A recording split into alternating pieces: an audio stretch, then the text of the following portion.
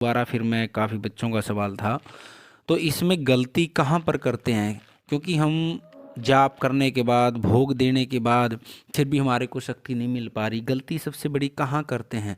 यदि आप गुरु सानिध्य में हैं, सबसे पहले तो गुरु सानिध्य के अंदर, गुरु मंत्र के अंदर उस चीज़ का जाप करना है। गुरु सानिध्य के अंदर है तो गुरु जी से पूछ कर ही उसके उनके सानिध्य में आपने या तो कोई भी जो जाप करना चाहते हैं सलाह लेकर या फिर किसी जानकार की सलाह लेकर के आपने इन साधना के क्षेत्र में शुरू करना चाहिए। क्योंकि साधना के क्षेत्र में जब तक हमारे को पूरी जानकारी नहीं होगी तब तक हमारे को किसी भी तरह का कोई फल नहीं मिलेगा।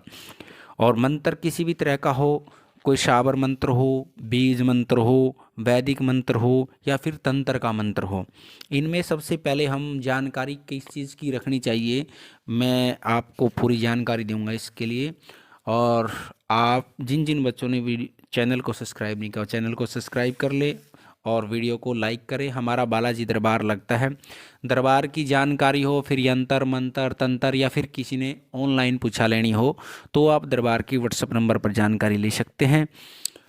और इसके अंदर हमने स्टार्टिंग कैसे करनी है, शुरुआत कैसे करनी है, यदि कोई जानकार नहीं है या गुरु का सानिध्य नहीं है तो हमने मंत्र की शक्ति पाने के लिए या फिर विशेष मनोकामना को पूर्ण करने के लिए कहाँ से शुरुआत करनी चाहिए।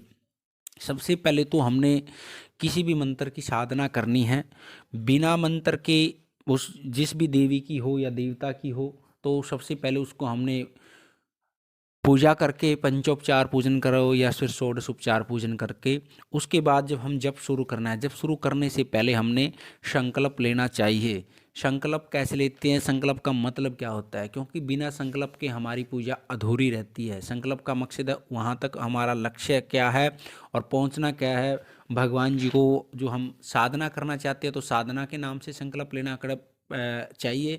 यदि हम कोई विशेष मनोकामना को लेकर उस मंत्र का जप करने चाह रहे हैं या कोई विशेष कोई मनोकामना अन्य कोई नौकरी की या कारोबार संबंधी, घर के परिवार संबंधी कुछ भी हो, तो वो चीज़ हमने संकल्प में बोलनी चाहिए, तभी हमारे को उस चीज़ का लक्ष्य मिलेगा। नहीं बिना संकल्प के आपको उसकी किसी भी तरह से इस मंत्र की सिद्धि नहीं मिलेगी। क्योंकि जब तक हमारा लक्ष्य नहीं होगा और बिना संकल्प के हम कितने भी जप करते रहें तो हमारे को वो चीज़ पूर्ण नहीं होगी।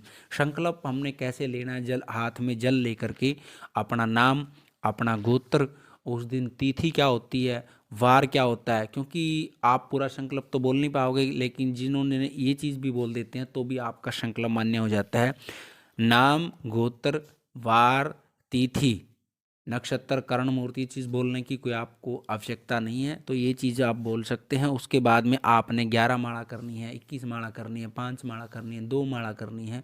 वो बोल करके ही प्रभु माँ भगवती मैं इतनी माला जप करना चाहता हूँ, मेरा ये गोत्र है, मेरा नाम ये है, और वो भगवान को समर्पण कर देनी चाहिए। उसके बाद में हमने जप स्टार्टिंग कर देना चाहिए। और फिर जप कैसे शुरुआत करना है, जप के लिए सबसे पहले यदि आप गुरु सानिध्य में गणेश जी की माला निकालोगे, फिर गुरु मंत्र की माला निकालोगे और फिर जी आप इष्ट देव की माला, और फिर आप मंत्र का जप जिस भी शक्ति का करना चाहते हो।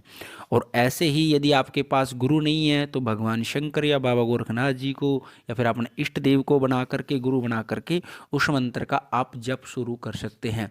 लेकिन जब आपका जप पूरा हो जाता है, जप पूरा होने के बाद भी आपने हाथ में जल लेना है।